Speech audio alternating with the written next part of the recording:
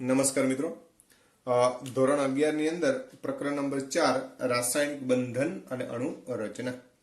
મિત્રો, આજે આપણે સંકરણ નક્કી કરવા અંગે ચર્ચા કરવી છે. સંકરણ કઈ રીતે નક્કી કરવું? કોઈ પણ અણુ આપને આપી દેવામાં આવે અને એનું આપણે સંકરણ નક્કી કરવું છે. પછી સંકરણના આધારે આપણે અણુના આકાર વિશે વાત કરશું, અણુ આકાર, બરાબર છે, અને અન્ય બાબતોની પણ આપણે ચર્ચા કરવી છે. તો પહેલા સંકરણ નક્કી કરવા માટે શું કરવું, બરાબર છે? તો સંકરણ નક્કી કરવા માટે એક સૂત્ર છે જેને આપણે ધ્યાનમાં લેશું. તો સંકરણ નક્કી કરવા માટેનું સૂત્ર શું છે? તો કે ભાઈ, સંકર કક્ષકની સંખ્યા શોધવા માટેનું સૂત્ર બરાબર સંકર કક્ષકની સંખ્યા બરાબર 1/2 વેલેન્સ ઇલેક્ટ્રોન એટલે સંયોજકતા ઇલેક્ટ્રોન વત્તા મોનોવેલન્ટ એટલે એકી સંયોજકતા ધરાવતા એટમ જે છે એની સંખ્યા એટલે પરમાણુની સંખ્યા. ધન આયન હોય તો માઇનસ કરવાનું કેટાયન, અને ઋણ આયન હોય તો એનો ચાર્જ જે છે એ ધન કરવાનો, બરાબર છે? ધનનો ઋણ કરવાનો અને ઋણનો શું કરવાનો? ધન. આવી રીતે આ સૂત્રની મદદથી તમે સંકરણ નક્કી કરી શકો. ગુજરાતીમાં કહીએ તો આ કેન્દ્રસ્થ પરમાણુના સંયોજકતા ઇલેક્ટ્રોનની સંખ્યા છે. Ve બરાબર કેન્દ્રસ્થ પરમાણુના સંયોજકતા ઇલેક્ટ્રોનની સંખ્યા છે, બરાબર છે? Ma એટલે એકી સંયોજક અથવા એકલ સંયોજક, શબ્દ બરોબર સમજો, સંયોજકતા ધરાવતા ઘટકો. C એટલે કેટ આયન, કેટ એટલે ધન આયન નો વીજભાર, બરાબર છે? ખાસ ધ્યાનમાં રાખજો, ધન હોય તો ઋણ કરવાનું, ઋણ હોય તો ધન કરવાનું. અને A એટલે એન આયન એટલે કે ઋણ આયનનો વીજભાર. મિત્રો, આ સૂત્ર સમજવા માટે આપણે જુદા જુદા ઉદાહરણ હમણાં લેશું. બીજી વાત કે અહીંયા સંકર કક્ષકની સંખ્યા આવે એના આધારે તમારે સંકરણ નક્કી કરવાનું હોય.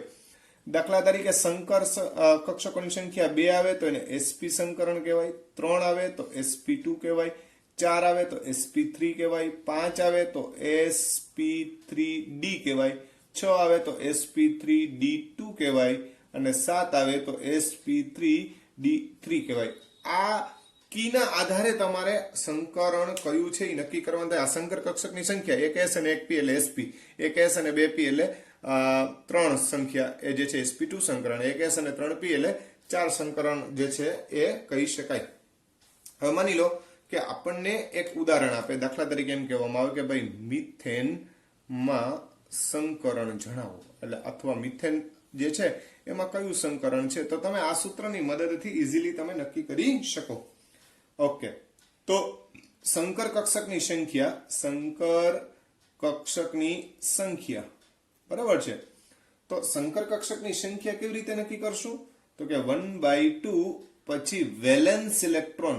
કેના વેલેન્સ ઇલેક્ટ્રોન? તો કેન્દ્રસ્થ પરમાણુ, જે એકલ ઘટક હોય કેન્દ્રસ્થ પરમાણુ કહેવાય. મિથેનમાં કેન્દ્રસ્થ પરમાણુ કોણ છે? કાર્બન. તો કાર્બનના સંયોજકતા એટલે બાહ્યતમ કક્ષામાં 4 ઇલેક્ટ્રોન હોય. કાર્બન છે 14 નંબરના સમૂહનો સભ્ય છે, અથવા તમે એમ યાદ રાખો કાર્બન એટલે 6 એટલે 1s2 2s2 2p2, બરાબર છે? 6 એટલે તો 2s2 2p2 એટલે બાહ્યતમ કક્ષામાં 2 ને 2 4 ઇલેક્ટ્રોન થયા, તો 4 એના સંયોજકતા ઇલેક્ટ્રોન ગણાય. કોના ભાઈ સંયોજકતા ઇલેક્ટ્રોન? કાર્બનના. હવે હાઇડ્રોજન એની અરે 4 છે. હાઇડ્રોજન એકલ સંયોજક કહેવાય. હાઇડ્રોજન, ફ્લોરિન, ક્લોરિન, બ્રોમિન એવા જે કંઈ પણ ઘટકો એકલ ઘટક હોય, એકલ સંયોજકતા વાળા, એની સંખ્યા ધ્યાને લેવાની. તો અહીંયા 4 ઘટક છે, તો આપણે અહીંયા કેટલા લખશું ભાઈ? 4 લખશું, બરાબર છે? હવે આના ઉપર કોઈ વીજભાર જ નથી. મિથેન છે એ તટસ્થ છે, નથી આના ઉપર પ્લસ ચાર્જ કે નથી માઇનસ. જો અહીંયા માની લો કે +1 હોત તો પ્લસ આપ્યો હોય તો -1 લખવાનો, અહીંયા -1 હોય તો +1 લખવાનો. ખ્યાલ આવે છે? અહીંયા કઈ છે જ નહીં એટલે 0 લખી નાખીએ આપણે, કોઈ ચાર્જ આવશે નહીં. એટલે આ -c એ 0 અને a એ 0 એટલે આપણે કઈ લખતા નથી. તો 4 + 4 એટલે 8, 8 / 2, તો 8 / 2 એટલે કે 4. તો 4 ને અનુરૂપ આપણું સંકરણ કયું થશે ભાઈ? sp3. એટલે મિથેનમાં sp3 સંકરણ રહેલું છે એવું આપણે કહી શકીએ. તો આ મિથેનમાં સંકરણ આ રીતે નક્કી કરી શકાય. હજી બીજા એક બે ઉદાહરણ જોઈએ એટલે આપણે ખ્યાલ આવે, બરાબર છે. તો આ sp3 સંકરણના સંદર્ભમાં વાત કરી ભાઈ. કેના સંદર્ભમાં વાત કરી? sp3. એવું ગમે એ સંકરણ જે છે હવે તમે આ સૂત્રની મદદથી નક્કી કરી શકો. દાખલા તરીકે આપણને એમ કહેવામાં આવે કે CH3 -1 માં સંકરણ નક્કી કરો. કેમાં નક્કી કરવાનું છે મિત્રો? CH3 -1.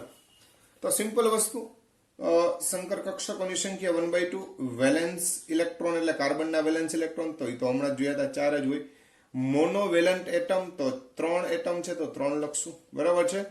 કેટાયન છે કે એનાયન છે? તો કે ઋણ આયન એટલે એનાયન થાય. આનો મતલબ ઋણ આયન ને કેટ એટલે ધન, બરાબર છે. તો ધન આયન નથી, આપણો ઋણ આયન છે. ઋણ આયન માટે જે વીજભાર હોય જે હોય પ્લસ કરીને લખવાનો. કેટલો વીજભાર છે? 1. -1 નહીં બોલવાનું ભાઈ, ધ્યાન રાખજો, બરાબર છે. એટલે અહીંયા -1 છે છતાં આપણે અહીંયા પ્લસ કરવાનો, ખાસ ધ્યાન. માઇનસ હોય તો પ્લસ, પ્લસ હોય તો માઇનસ. તો ટોટલ જે છે 3 ને 4, 4 + 4 એટલે 8, 8 / 2 એટલે 4. તો 4 એટલે sp3. તો CH3 -1 એટલે મિથિલિનિયમ કેટાયનમાં પણ સંકરણ કયું થાય? sp3 સંકરણ થાય છે. હવે આપણે CH3 પ્લસમાં જોઈએ મિત્રો, બરાબર છે. એટલે +1 ચાર્જ હોય તો 1/2 કાર્બનના સંયોજકતા ઇલેક્ટ્રોન તો 4 જ આવે. મોનોવેલન્ટ એટમની સંખ્યા 3 થાય. પ્લસ ચાર્જ છે એટલે -1 કરવું પડશે, બરાબર છે. તો 4 ને 3 7, 7 માંથી 1 જાય એટલે 6, 6/2. તો સ્વાભાવિક છે sp2 સંકરણ આપણે ધ્યાનમાં લેવું પડે. ખ્યાલ આવે છે? તો અહીંયા sp2 ધ્યાનમાં લેવું પડે, અહીંયા આપણે sp3 ધ્યાનમાં લેવું પડે. તો તમને કોઈ પૂછે કે મિથિલિનિયમ કેટાયન પૂછે તો આ, મિથિલિનિયમ એનાયન પૂછે તો આ, તો એમાં સંકરણ જે છે એ તમે આ રીતે નક્કી કરી શકો. હજી ઘણા બધા ઉદાહરણો જે છે એમાં આપણે જોતા જઈએ કે ભાઈ કઈ રીતે શક્યતા રહેલી છે. માની લો કે SO4 -2 સલ્ફેટ આયન. તો ભાઈ આ સલ્ફેટ આયન માટે ફરીથી પાછું 1/2 આપણે ધ્યાનમાં લઈએ. 1/2 પછી વેલેન્સ ઇલેક્ટ્રોન કોના? તો કે ભાઈ સલ્ફરના. સલ્ફર એટલે 16 નંબરનો સમૂહ. તમે સલ્ફર એટલે 16 નંબરનો તત્વ છે, પાછા 16માં સમૂહનો સભ્ય છે, એ ધ્યાનમાં રાખજો. તો 1s2, 2s2, 2p6, 3s2 ને 3p4 ગણો જી ભાઈ. 2 ને 2 4 ને 6 10 ને 2 12 ને 4 16. તો 3s2 3p4 એટલે 4 ને 2 6 ઇલેક્ટ્રોન થયા. કેટલા થયા? 6. એનો મતલબ એમ થયો કે બાહ્યતમ કક્ષામાં 6 ઇલેક્ટ્રોન આવેલા છે. મોનોવેલન્ટ એટમ, ખાસ ધ્યાન રાખજો, આ શબ્દ શું છે? મોનોવેલન્ટ. મિત્રો ઓક્સિજન છે એની સંયોજકતા તો 2 હોય, એનો મતલબ આ મોનોવેલન્ટ નથી, આ ડાયવેલન્ટ છે. તો અહીંયા કાંઈ નહીં લખવાનું, 0 લખવાનું ભાઈ. મોનોવેલન્ટ એટમ નથી તો 0, બરાબર છે. કેટાયન હોય એટલે કે ધન આયન હોય તો માઇનસ લખવાનું, અને ઋણ આયન હોય તો પ્લસ લખવાનું. તો આ કેવો આયન છે? ઋણ. તો અહીંયા +2 લખવા પડે. એનો અર્થ એવો થયો કે 6 + 2 8/2 એટલે 4. એટલે આનું પણ સંકરણ sp3 થાય. સલ્ફેટ આયન કયું સંકરણ ધરાવે છે? sp3. કયું સંકરણ ધરાવે છે? sp3. મિત્રો ત્યાર પછી આપણે PCl3 અંગે ચર્ચા કરીએ. તો 1/2 ફોસ્ફરસ ક્રમાંક નંબર 15 એટલે બાહ્યતમ કક્ષામાં 5 ઇલેક્ટ્રોન આવે. ખ્યાલ આવે છે? 2 8 5.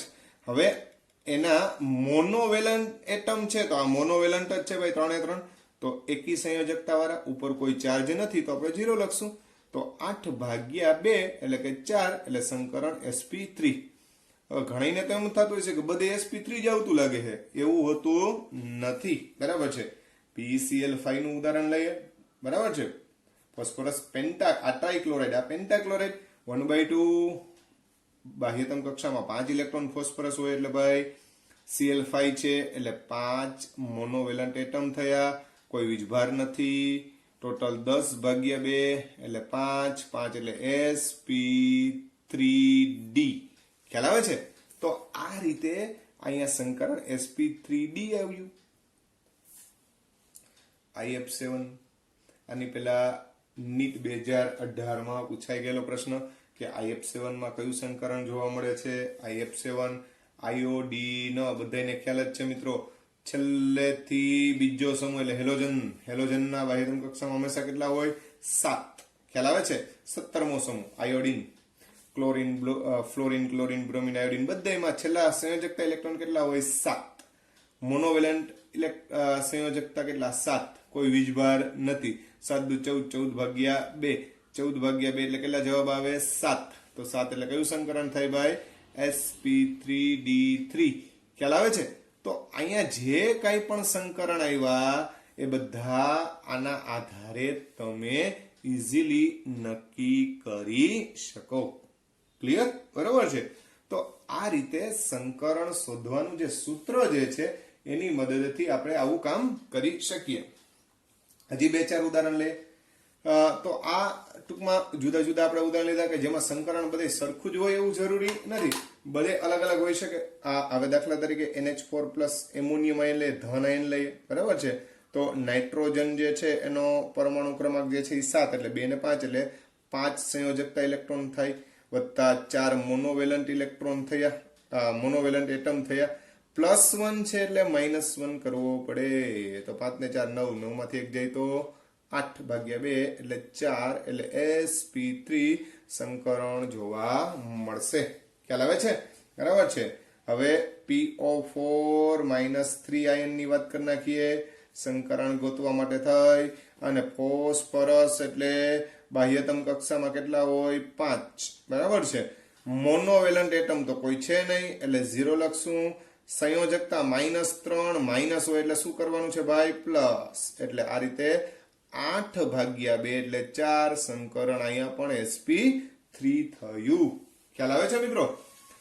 SF6 નું ઉદાહરણ લઈએ. SF6 1/2 મધ્યસ્થ પરમાણુ જે છે એની સંયોજકતા ઇલેક્ટ્રોનમાં કેટલા હોય? 6. આ ખાસ ખબર પડી જવી જોઈએ.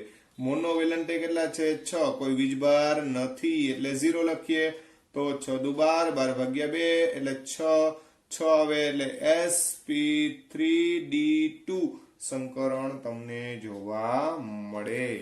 તો આ રીતે કોઈ પણ પ્રકારનું સંકરણ તમારે નક્કી કરવું હોય તો તમે આ સૂત્રનો ઉપયોગ કરી શકો. એમોનિયાની વાત કરીએ. NH3 1/2, નાઇટ્રોજન એટલે કેટલા? 5, મોનોવેલન્ટ કેટલા? 3, વીજભાર કેટલો? 0, 5 ને 3 8 ભાગ્યા 2 એટલે 4, 4 એટલે sp3 સંકરણ નક્કી થાય છે. તો મિત્રો આ સૂત્ર જે છે ને એ આપણને ખાલી સંકરણ વિશે જ વાત કરે, પણ સંકરણની સાથે સાથે જો આપણે અણુ આકાર જોતો હોય તો આપણે બોન્ડિંગ પેર અને લોન પેર આ બેયની ખબર હોવી જોઈએ. જો આપણે બોન્ડિંગ પેર અને લોન પેર બંનેની ખબર પડી જાય તો આપણે ઇઝીલી અણુઓનો શું નક્કી કરી શકીએ? આકાર નક્કી કરી શકીએ. ખ્યાલ આવે છે? બરાબર છે. તો અણુઓનો આકાર નક્કી કરવા માટે થઈ બોન્ડિંગ પેર અને લોન પેર એ અને સંકરણ બધી વસ્તુ કામ લાગશે. હવે ઇન જનરલી આ sp સંકરણ હોય તો આકાર જે છે ને એ રેખીય સ્વરૂપનો હોય ઇન જનરલ. બરાબર છે. sp2 હોય તો સમતલીય ત્રિકોણ હોય, sp3 હોય તો સમચતુષ્ફલકીય હોય, sp3d હોય તો ત્રિકોણીય દ્વિપિરામિડ હોય, ત્રિકોણીય દ્વિપિરામિડ હોય, આ અષ્ટફલકીય હોય. અને જો 7 હોય તો પંચકોણીય પિરામિડલ હોય. તો આવી રીતે જુદા જુદા આકારો જે છે એના આધારે આપણે આ સમજૂતી રજૂ કરી શકીએ. હવે મિત્રો અહીંયા જે કંઈ પણ આકાર જે છે આ બધા આકાર ક્યારે શક્ય બને? જ્યારે તમામે તમામ બોન્ડિંગ પેર હોય તો. બરાબર છે. એટલે કે બધા જ જે છે એ બંધકારક ઇલેક્ટ્રોન યુગ્મ હોય તો. આમાં જો LP આવે તો LP જે છે એ અણુઓના આકારમાં સામેલ થાય નહીં, એના કારણે ફરીથી પાછા આકારમાં ફેરફાર થાય. હવે દાખલા તરીકે આપણે સંકરણ બધાયના સરખા લાગતા હોય, સમજો બરોબર. દાખલા તરીકે હું તમને એમ કહું કે આપણે 3 ઉદાહરણ લઈએ, એક મિથેનનું ઉદાહરણ લઈએ, એક વોટર પાણીનું ઉદાહરણ લઈએ અને એક એમોનિયાનું ઉદાહરણ લઈએ. નક્કી કરીએ કે ભાઈ આના અણુ આકાર સરખા છે કે શું છે, સંકરણ શું છે. પહેલા તો સંકરણ અંગે ચર્ચા કરીએ. તો ભાઈ સંકરણ તો આના આધારે હવે તમને ગણતા આવડી જ ગયું છે. 1/2 વેલેન્સ ઇલેક્ટ્રોન એટલે કાર્બનની સંખ્યા પરમાણુ ક્રમાંક મુજબ વેલેન્સ ઇલેક્ટ્રોન કેટલા થાય? સંયોજકતા ઇલેક્ટ્રોન 4, બરાબર છે. હવે મોનોવેલન્ટ એટમ 4, વીજભાર 0 એટલે ટોટલ 8/2 એટલે 4 એટલે sp3 સંકરણ થયું. એટલે મિથેનમાં sp3 સંકરણ છે, આવી તમને ખબર છે. 1/2 ઓક્સિજન ઓક્સિજન જે છે એનો બાહ્યતમ કક્ષામાં ઇલેક્ટ્રોન કેટલા? 6, પરમાણુ ક્રમાંક 8, ઇલેક્ટ્રોન કેટલા? 6. એકી સંયોજકતા વાળા કેટલા? 2 હાઇડ્રોજન છે. એટલે આમાં સેન્ટર પોઈન્ટ જ જોવાનું હોય, બરાબર છે. વીજભાર કાંઈ નથી એટલે 8/2 એટલે 4 સંકરણ sp3 થાય. એમોનિયાની વાત કરવા જાય તો નાઇટ્રોજન પરમાણુ ક્રમાંક જે છે એ નાઇટ્રોજનનો પરમાણુ ક્રમાંક મુજબ 7 એટલે બાહ્યતમ કક્ષામાં 5. મોનોવેલન્ટ એટમ કેટલા? 3, વીજભાર કેટલો? 0 એટલે ત્યાં પણ 4 જ આવે. 5 ને 3 8/2 એટલે 4 એટલે સંકરણ sp3 થયું. મિત્રો બધાનું સંકરણ sp3 થયું. એનો મતલબ એમ કે sp3 મુજબ સમચતુષ્ફલકી આકાર હોવો જોઈએ. પણ મિત્રો ડાયરેક્ટ તમે એવું ન કહી શકો કે આ ત્રણેયના આકાર સમચતુષ્ફલકીય હશે, કેમ કે ત્યાં બોન્ડિંગ પેર અને લોન પેર બંને વિશે સમજૂતી મેળવવી પડે. તો આપણી જૂની ટેકનિકનો ઉપયોગ કરીએ. પેલા સંકરણ ખબર પડી ગઈ. હવે હું તમને કહું છું કે ભાઈ બધાયમાં સંકરણ તો સરખા જ મળ્યા. શું મળ્યું? sp3. ભાઈ મિથેન, પાણી અને એમોનિયા તમામમાં sp3 સંકરણ જોવા મળે છે. પણ અણુ આકાર વિશે વાત કરવા જાવ તો અણુ આકાર જે છે એ દરેકનો નક્કી કરવો હોય તો પેલા મિથેનને ધ્યાનમાં લઈએ તો CH4 સેન્ટ્રલ પોઈન્ટ એટમ છે કાર્બન. તો કાર્બન જે છે ને સંયોજકતા ઇલેક્ટ્રોન લખીએ તો 1 2 3 અને 4 એટલે 4 સંયોજકતા ઇલેક્ટ્રોન થાય. મોનોવેલન્ટ એટમ બધી જગ્યાએ જોડાઈ જાય એટલે એક એક ઘટક જે છે એ ધારણ કરી લે. તો આ રીતે ટૂંકમાં મોનોવેલન્ટ એટમ જે છે તો 4 જે છે એ બંધકારક થયા. એટલે અહીંયા બોન્ડિંગ પેર જે છે એ 4 છે અને લોન પેર છે એ 0 છે. ખ્યાલ આવે છે? તો 4 બોન્ડિંગ પેર હોય તો આનો આકાર ફાઇનલ જ હોય, સમચતુષ્ફલકીય આકાર. સમચતુષ્ફલકીય આકાર. પાણીનો વારો લઈએ. H2O સેન્ટ્રલ પોઈન્ટ ઓક્સિજન તો 6 ઇલેક્ટ્રોન લખવો પડે. 1 2 3 4 5 અને 6. 2 હાઇડ્રોજન એટલે 1 અને 1 એકલ સંયોજકતા વાળા 2 છે એટલે એક હાઇડ્રોજનને એક ઇલેક્ટ્રોન ગ્રહણ કર્યો. બાકીની પેર બનાવવાની આપણે વાત થઈ હતી. તો ભાઈ આ એક બોન્ડિંગ પેર, આ એક બોન્ડિંગ પેર એટલે 2 બોન્ડિંગ પેર અને 2 લોન પેર. આ એક લોન પેર ને આ એક બીજી લોન પેર એટલે ટોટલ 2 લોન પેર. તો 2 બોન્ડિંગ પેર અને 2 લોન પેર હોય એનો આકાર હંમેશા વળેલ જોવા મળે. કયો આકાર જોવા મળે? વળેલ. બરાબર છે? એવું આપણે શીખી ગયા, બેન્ડ. ત્યાર પછી એમોનિયાની વાત કરવા જાવ તો એમોનિયાના બંધારણ માટે થાય એમોનિયા NH3 એના બંધારણ માટે જો આપણે વાત કરવા જાય તો NH3 માં સેન્ટ્રલ પોઈન્ટ કોણ છે? નાઇટ્રોજન. તો નાઇટ્રોજનમાં 5 સંયોજકતા ઇલેક્ટ્રોન 1 2 3 4 અને 5. 3 હાઇડ્રોજન જોડી દો. 1 2 અને 3 હાઇડ્રોજન જોડી દીધા ભાઈ. હવે આ બે જે ચોકડી વધી હતી ટોટલ 1 2 3 4 ને 5 હતી, આ બંનેની એક પેર બની જાય. તો અહીંયા બોન્ડિંગ પેર 1 2 ને 3 અને લોન પેર 1 તો 3 વત્તા 1, બરાબર છે? તો 3 બોન્ડિંગ પેર હોય ને 1 લોન પેર હોય તો યાદ કરો જી ભાઈ એનો આકાર હતો ત્રિકોણીય પિરામિડલ. કાલે આપણે આકાર વિશે સમજ્યા હતા, બરાબર છે? આગલા લેક્ચરની અંદર તો એ જ વસ્તુ અહીંયા સમજાવી છે કે જો એમોનિયાની વાત કરવા જાવ તો એનો આકાર થશે ત્રિકોણીય પિરામિડલ. તો મિત્રો અહીંયા આકાર સીધો સંકરણના આધારે તમે ન કહી શકો. હા, સંકરણના આધારે તમે કહી શકો જ્યારે બધાય બોન્ડિંગ પેર હોય તો. બાકી તમે સીધું એવી રીતે ઉદાહરણ જે છે એ ધ્યાનમાં લઈ શકો નહીં. તો આ વસ્તુ ખાસ ધ્યાને લેવી કે ભાઈ કેટલા બોન્ડિંગ પેર છે, કેટલા લોન પેર છે એના આધારે આપણે કેવું પડે કે આમનું સંકરણ આ છે અથવા આમનો અણુ આકાર જે છે આ પ્રકારનો છે.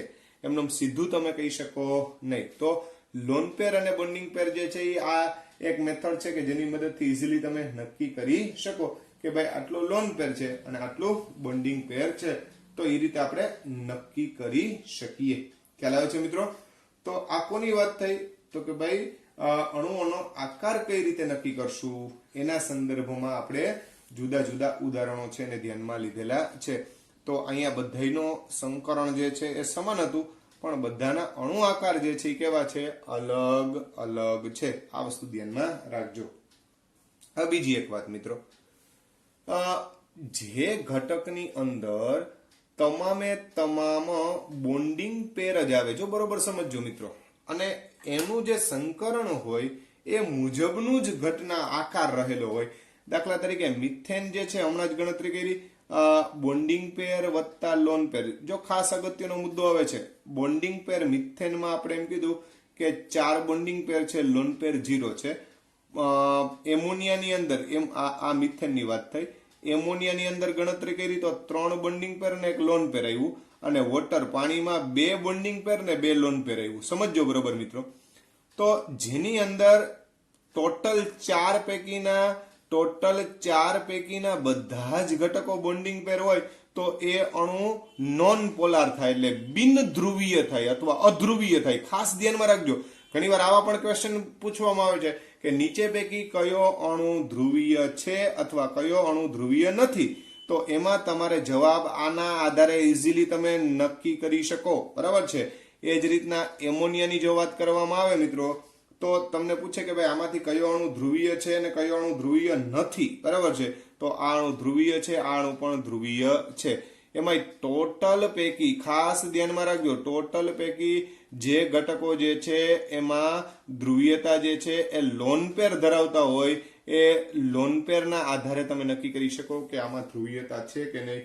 કેમ કે લોન પેરના આધારે ધ્રુવીયતામાં વધારો થાય અથવા અણુ આકાર જે છે એ સિમેટ્રિકલ ન રહે. સિમેટ્રિકલ એટલે સમમિતીય રહેવો જોઈએ, એવો અણુ આકાર રહી શકે નહીં. તો મિત્રો એક AIPMT 2015 ની અંદર આ ટાઈપનો એક પ્રશ્ન જે છે એ પૂછાયેલો હતો કે નીચે પૈકી કયો અણુ ધ્રુવીય છે કે બિનધ્રુવીય છે, એના આધારે પ્રશ્ન જે છે એ આપણને પૂછવામાં આવેલો હતો. અણુ જે છે તો 4 ઓપ્શન જે છે, નીચે પૈકી કયો અણુ ધ્રુવીય છે એવો પ્રશ્ન પૂછેલો હતો. એક ઓપ્શન હતો BF3, બીજો ઓપ્શન હતો SF4, ત્રીજો ઓપ્શન હતો Xenon F4 અને ચોથો ઓપ્શન જે છે એ હતો ClO3-1. તો આવા જુદા જુદા જે કંઈ પણ સોરી મિત્રો, ચોથો ઓપ્શન હતો SiF4. બરોબર છે? Silicon tetra. આ SF4 છે, સલ્ફર ટેટ્રાફ્લોરાઇડ છે, અને આ સિલિકોન ટેટ્રાફ્લોરાઇડ. આવા 4 ઓપ્શન હતા. આ પૈકી કયો અણુ ધ્રુવીય છે? તો BF3 માટે જોવા જાવ તો બોરોન. બોરોન એટલે બાહ્યતમ કક્ષામાં 3 ઇલેક્ટ્રોન હોય. બોરોન એટલે 5 નંબરનો સભ્ય. 2 અને 3 એટલે 3 ઘટક જે છે, 1, 2 અને 3. ખ્યાલ આવે છે? ટ્રાઇફ્લોરાઇડ, 1 ફ્લોરિન, બીજો ફ્લોરિન, ત્રીજો ફ્લોરિન, એટલે ટ્રાઇફ્લોરાઇડ થયો. 1, 2 ને 3, BF3. હવે 3 બોન્ડિંગ પેર જ છે મિત્રો.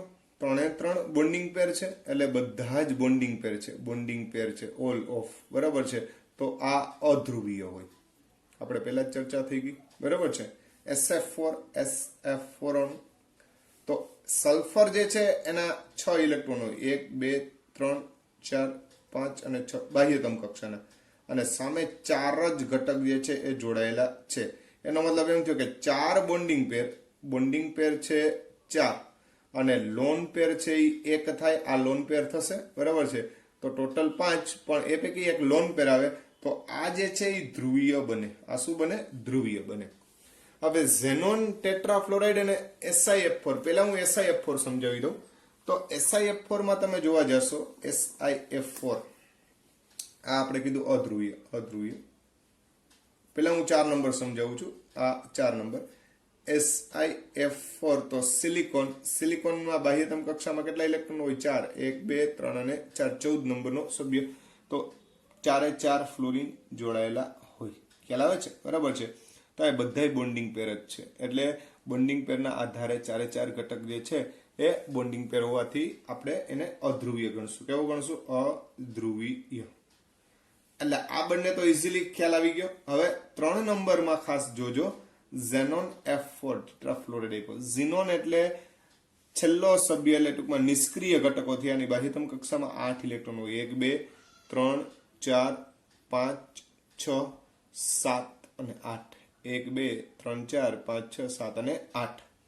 હવે મિત્રો અહીંયા 1 2 3 4 4 ઇલેક્ટ્રોન જે છે એ આ રીતે એક મોનોવેલન્ટ થી જોડાઈ જાય. બાકીના 2 છે એની લોન પેર બને, એટલે 1 અને 1 2. તો ટોટલ અહીંયા 6 ઘટકો જે છે એ બોન્ડિંગ પેર જે છે એ 4 થાય અને લોન પેર છે એ 2 થાય. ટોટલ 6 વાળો સભ્ય જે છે એનો અણુ આકાર જે છે એ આ રીતનો હોય. આ માની લ્યો કે આ ઝેનોન છે અને હેક્ઝા ફ્લોરાઇડ નથી પણ ટેટ્રાફ્લોરાઇડ છે. બાકીની 2 જગ્યાએ આપણે લોન પેર રાખી દઈએ. બરાબર છે. તો અહીંયા જે છે ને આ અણુની સમમિતિના કારણે થઈ અને અહીંયા આની ધ્રુવીયતા 0 થાય, કેમ કે સામસામે બધું સરખું છે. ખ્યાલ આવે છે? તો આણ્વીય સંમિતિમાં આ મુદ્દો પણ આવશે આગળ જતા, આપણે જ્યારે ધ્રુવીયતા વિશે વાત કરશું ત્યારે.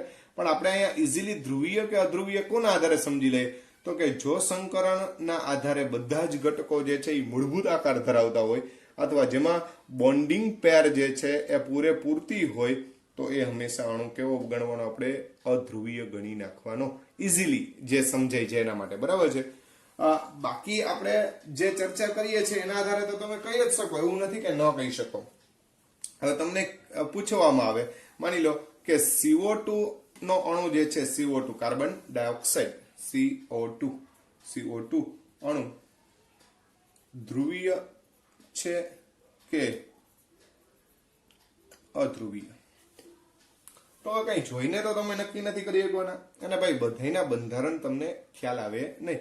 તો એ સંકરણ તો પેલા નક્કી કરી લ્યો. બરાબર છે. તો સંકરણ નક્કી કરવા માટે 1/2 કાર્બનના સંયોજકતા ઇલેક્ટ્રોન 4 છે. મોનોવેલન્ટ નથી, વીજભાર નથી. આ ડાયવેલન્ટ કહેવાય. ઓક્સિજન દ્વિસંયોજક છે એટલે એને ધ્યાનમાં નથી લેવાનું. બરાબર છે. તો 4/2 એટલે 2 આવે. 2 એટલે sp સંકરણ આવે. કયું સંકરણ આવે? sp. ખ્યાલ આવે છે મિત્રો?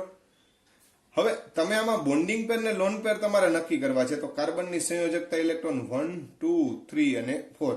અહીંયા ઓક્સિજન દ્વિસંયોજક છે એટલે 2 ઇલેક્ટ્રોન પૈકી 1 ઓક્સિજન જોડાશે. આ 2 ઇલેક્ટ્રોન પૈકી 1 ઓક્સિજન જોડાશે. તો અહીંયા 2 બોન્ડિંગ પેર જ છે ભાઈ. Bonding pair all of. બરાબર છે. લોન પેર શું? તો કે 0. બરાબર છે. તો બધા જ બોન્ડિંગ પેર હોય, સંકરણ sp હોય તો હંમેશા અણુ અધ્રુવીય બને. અધ્રુવીય બને. ખ્યાલ આવે છે? તો આ રીતે નક્કી થાય કે ભાઈ CO2 કેવો છે? અધ્રુવીય.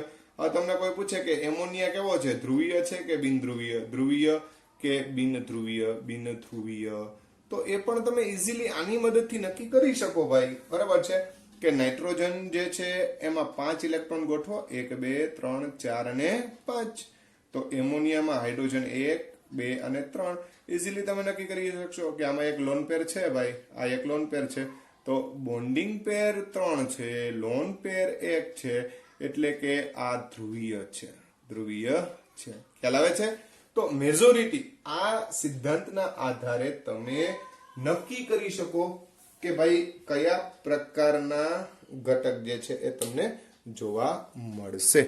ખ્યાલ આવે છે મિત્રો? તો આ વાત થઈ સંકરણ. એના આધારે અણુ આકાર, ખાસ કરીને લોન પેર અને બોન્ડિંગ પેરની સંખ્યા તેમજ ધ્રુવીય અને અધ્રુવીય અણુઓ નક્કી કરવાની રીત, આ તમામ વસ્તુ વિશે આજે આપણે ડિટેલપૂર્વક ચર્ચા કરી છે.